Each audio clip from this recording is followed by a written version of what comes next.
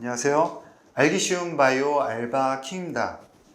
이번 시간에는 그 상반기에 미국 바이오 현황이 어땠는지, 그 다음에 시가총액이 어떤 식으로 변동이 있었는지에 대해서 개략적으로 살펴보도록 하겠습니다. 1, 2분기 전체적으로 본다 그러면 바이오 글로벌 시가총액 3천억 이상 회사들의 그 시가총액 움직임은 별로 그렇게 크지는 않았습니다. 그러니까 많이 떨어지지는 않은 거죠. 기껏해야 한 3%대 하락에 멈춥니다. 이거는 빅파마의 영향이 상당히 크다 이렇게 봐야 되고, 우리가 피부로 느끼는 현실하고는 좀 많이 동떨어져 있다고 봐야 될 건데요. 특히 이제 그 바이오텍의 주가 급락이 굉장히 컸습니다. 그러니까 1분기에 거의 15% 정도의 시가총액 하락이 바이오텍에서 있었고요. 그 다음에 2분기에는 약 13% 정도 하락했지만 6월 초 중순까지는 25%까지 하락하는 굉장히 부진한 실적을 보이다가 6월 말, 그러니까 2분기 말에는 다시 좀 반등을 하면서 마이너스 2분기 13% 정도 기록하고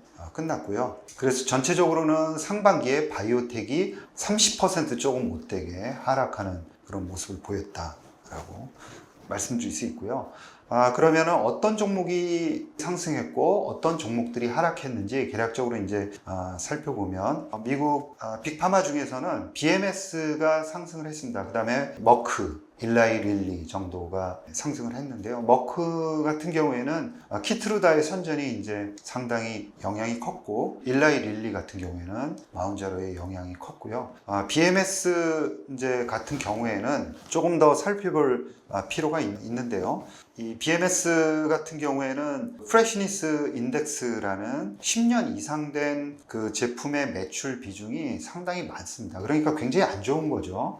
제품들이 다 오래됐다 이렇게 이제 한마디로 말씀드릴 수 있는데, 그래서 주가 그래프도 좀처럼 S&P 500을 아웃퍼폼 하지를 못했었습니다. 지금도 이제 그 장기간 그래프를 비교해 보면은 아웃퍼폼을 하지를 못했는데, 최근 2022년 상반기만 놓고 보면은 상당히 큰 폭으로 아웃퍼폼을 했습니다. 그 이유는 한 두 가지로 볼 수 있는데요. 첫 번째는 조금 전에 말씀드린 프레시니스 인덱스가 조금 하락을 했습니다. 한 마이너스 한 7% 정도 하락하는 긍정적인 효과가 있었습니다. 이것은 신약을 부지런히 사들인 거죠. 그 다음에 또 한 가지는 올해 9월 달에 신약 승인이 기대되고 있는 두크라바스티닙이라는 저분자 화합물 데이터가 상당히 우수하게 나왔습니다.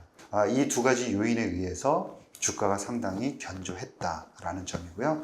또 하나는 여러분들께 이제 가끔 소개해 드렸었는데, 라지캡 중에서는 희귀질환 치료제를 개발하고 있는 벌텍스가 크리스퍼 카스9으로 치료제를 개발하고 있고, 크리스퍼 테라퓨틱스가 이제 그 가지고 있는 기술로 만들고 있는 거죠. 이 데이터들이 상당히 괜찮게 나오면서 버텍스의 주가가 상당히 견조한 모습을 보였다라는 점이고, 그 다음에 재즈 파마세티컬스도 신경과학 쪽의 성과가 상당히 두드러지면서 좋은 주가 퍼포먼스를 나타냈습니다. 그 다음에 란세어의 파이라리파이 이제 진단 제품인데요. 이 제품도 상당히 성공적으로 론칭이 되면서 상반기에 주가가 괜찮았습니다. 반면에 주가가 상당히 좀 부진했던 종목들을 살펴보면은 역시 이제 코로나19 치료제가 슬로우하면서 관련한 종목들, 그러니까 파이자라든가 모더나, 그 다음에 리제너론 같은 회사들이 좀 부진했고요. 그 다음에 특징적인 거는 로슈가 상당히 주가가 부진했습니다. 근데 로슈에 대해서 여러분들께 한번 말씀을 드린 적이 있는데요. 로슈가 새롭게 이제 투자도 많이 하고 기대를 걸고 있는 TIGIT라는 그런 물질이 있습니다. 타겟팅하는 단백질 이름이죠. 이 TIGIT 면역관문 억제제의 성과가 임상 3상에서 별로 안 좋게 나왔었죠. 그게 아스코에서 그렇게 발표가 됐고, 임상 3상의 1차 유효성 평가 지표 중에서 그 중에 두 개인데, 그 중에 하나인 무진행 생존 기간이 먼저 발표됐는데 이제 지표를 만족시키지 못했죠. 그래서 두 번째 지표는 아직 나오기 전인데, 일단 앞에 있는 지표를 만족시키지 못했기 때문에 3상 클리어하지 못할 가능성이 이제 아주 높은 거죠. 이 TIGIT가 로슈가 리드를 하고 있고 전 세계 시장이 주목을 하고 있었는데 상당히 실망 한 결과가 나왔고, 그리고 업계에 미치는 영향이 상당히 컸다. 그리고 로슈의 주가에도 미치는 영향이 상당히 컸다라는 부분이고요.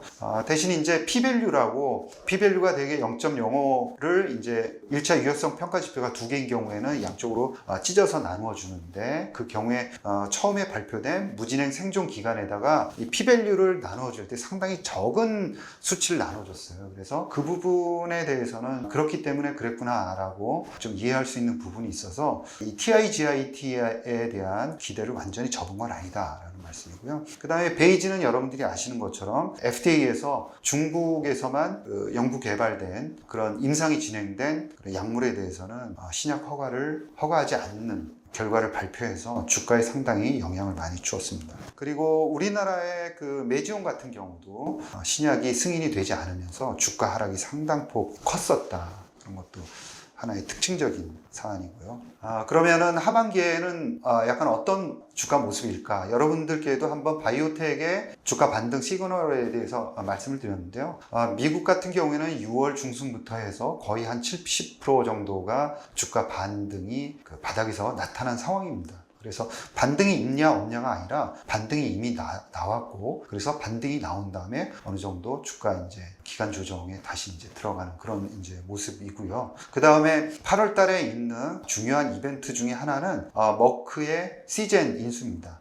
ADC 치료제를 개발하고 있는 이 시젠을 언제 어느 정도의 가격으로 인수하느냐, 이제 대단히 중요한 문제고요. 아직 이제 한두 개의 이제 이벤트가 걸려 있습니다. 시젠이 걸려 있어서 그것만 해결된다 그러면은 이제 8월 정도에는 인수가 되지 않겠는가. 그리고 이게 대단히 큰 딜이기 때문에 시장에는 아주 우호적으로 작용할 가능성이 있다라는 말씀까지 드리면서 상반기에 시가총액과 주가, 그 다음에 선전했던 주식과 좀 부진했던 주식에 대해서 여러분들께 말씀을 드렸습니다. 여러분 감사합니다.